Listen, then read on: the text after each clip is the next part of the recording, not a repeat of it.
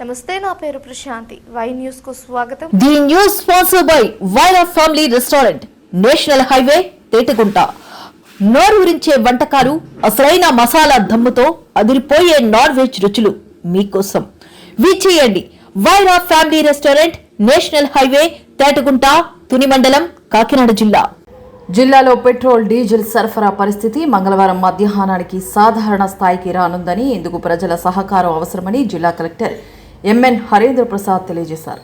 సోమవారం రాత్రి ఆయన జిల్లా పోలీస్ సూపరింటెండెంట్ జి బిందు మాధవ్, జాయింట్ కలెక్టర్ అపూర్వ భరత్, డిఎస్ఓ సీతారామరాజులతో కలిసి కలెక్టరేట్ వివేకానంద హాల్లో మీడియా సమావేశం నిర్వహించి జిల్లాలో పెట్రోల్ డీజిల్ కొరత నివారణకు చేపట్టిన చర్యలను వివరించారు. ఈ సందర్భంగా ఆయన మాట్లాడుతూ, పెట్రోల్ డీజిల్ సరఫరాపై నెలకొన్న అపోహల కారణంగా ప్రజలు ప్యానిక్ కొనుగోలు జరపడం వల్ల జిల్లాలోని 160 పెట్రోల్ బంకుల్లో శుక్రవారం నుండి పెట్రోల్ డీజిల్ కొరకు విపరీతమైన రద్దీ నెలకొందన్నారు.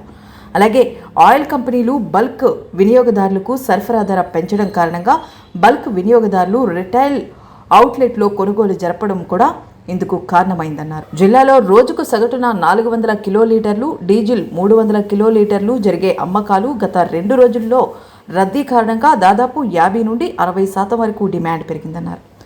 వరి కోత యంత్రాలు నిర్వహించేవారు తమ సమీప సచివాలయం అగ్రికల్చర్ అసిస్టెంట్ను సంప్రదిస్తే మండల అగ్రికల్చర్ ఆఫీసర్, తహసీల్దార్లు డీజిల్ కూపన్లు జారీ చేస్తారన్నారు.